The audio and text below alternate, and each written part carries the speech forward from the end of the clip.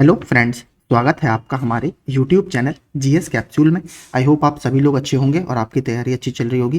Friends, channel पर नए हैं तो रेगुलर अपडेट्स के लिए चैनल को सब्सक्राइब कर दीजिएगा। फ्रेंड्स, 19 तारीख को हमारे एक केस में सुनवाई थी जिसमें 428 वाला जो केस था गौतम कुमार वाला, ठीक है, जिसमें आपका बॉर्डर स्टेट वाला प्रश्न था, उसका पूरा ऑफिशियल ऑर्डर आ चुका है। और ये मैं आपको बता दूं 427 के साथ भी ये हम इसको मान सकते हैं, क्योंकि 427 में जो नीतीश कुमार सिंह यादव वाली रेट थी उसमें भी बॉर्डर स्टेट वाला प्रश्न आपका चैलेंज था। तो इन दोनों का एक तरह से आप मान सकते हैं ऑफिशियल ऑर्डर आ गया है। 427 का सुबह ही आ गया था, जिसमें बता दिया गया था कि जो 428 वाला ऑर्डर आएगा उसके साथ ही इसको माना जाए। तो मैं पूरा पढ़ के बता देता हूं आपको क्या क्या इसमें है। डबल बेंच में केस था। ये जो आपकी एप्लीकेशन थी, ये 19/12/2022 को एक केस 19,573 और 19,574 में जो सिंगल बेंच का जजमेंट आया था उसको चैलेंज करने के लिए डाली गई थी। लेखपाल का आपका एग्जाम था। यहां पर पढ़ेंगे क्वेश्चन नंबर 65 और बुकलेट बी। क्वेश्चन क्या था आपका? Uttar Pradesh share its boundary with how many states in Indian union. आयोग ने इसका आंसर माना था 8, ठीक है, क्योंकि 8+1 का कॉन्सेप्ट था।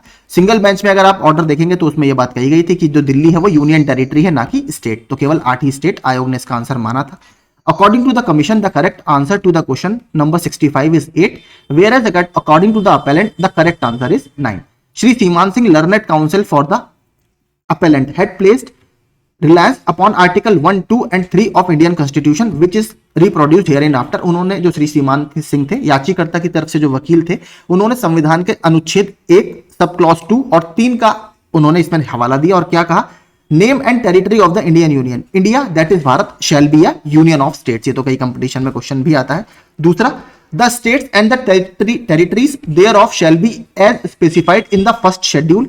और तीसरा, the territory of India shall comprise the territories of the states, the union territories specified in the first schedule and such other territories as may be acquired. तो ये इन्होंने बताया कि संविधान के जो पहली से चौथे तक आर्टिकल है, आपको पता है, जो यूनियन और इट्स टेरिटरीज के साथ संबंधित है, सबने पॉलिटी में पढ़ा होगा, उसमें ये सब इन्होंने 3 आर्टिकल निकाल के बताया है कि क्या क्या स्टेट कंप्राइज करता है। Attention of the court has also been invited to the first schedule to the constitution which specifies the states, यानी जो संविधान का पहला अनुच्छेद उसमें राज्यों की बात की गई है। Part 2 of the schedule specify union territories which includes Delhi, जिसमें पार्ट 2 है जहां पर केंद्र शासित प्रदेशों की बात की गई है, जिसमें दिल्ली भी आपका आता है। ये बात इन्होंने पार्ट 2 में कही।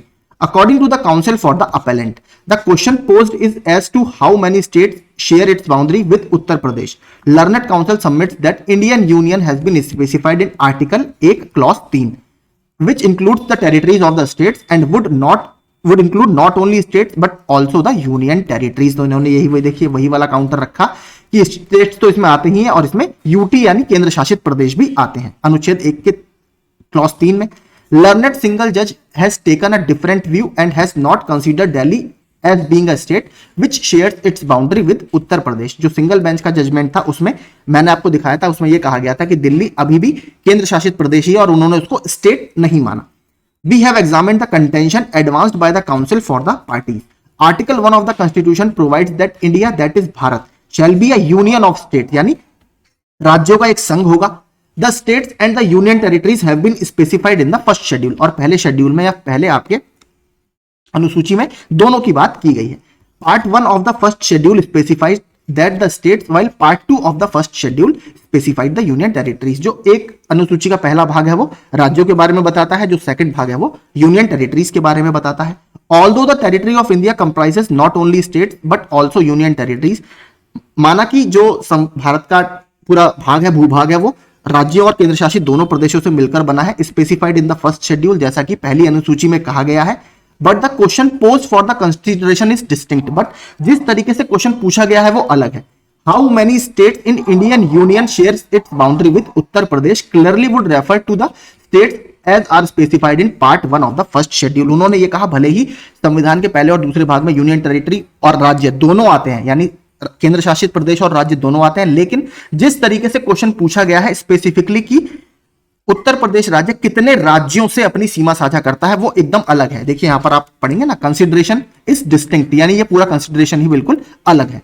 Although the union territories specified in the part 2 would form the territory of India, but the union territory would not be reckoned as a state for the purpose of answer to question number 65। भले ही पहले schedule में आपका जो state है और union territory दोनों आते हैं, लेकिन जिस सेंस में क्वेश्चन नंबर 65 यानी बॉर्डर स्टेट वाला प्रश्न पूछा गया है। यूनियन टेरिटरी को यहां पर आप एक राज्य कंसीडर नहीं कर सकते।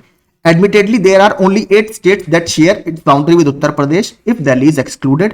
Delhi being a union territory as a specified in first schedule, therefore has rightly not been treated as a state, and therefore the answer to the question number 65 would be 8. यानी आयोग ने जो माना कि दिल्ली एक केंद्र शासित प्रदेश है ना कि राज्य, स्पेशली इस क्वेश्चन के रेस्पेक्ट में, तो वो बिल्कुल सही है। लर्नेड सिंगल जज has therefore correctly held that the answer of the commission to the question number 65 is right. यानी हम जो सिंगल बेंच के जज ने अपना पॉइंट ऑफ व्यू रखा था उसी के साथ जाएंगे, और जो उन्होंने माना था कि आंसर इसका 8 ही है उसी के साथ हम जाना चाहते हैं, और वो बिल्कुल सही था, इज राइट।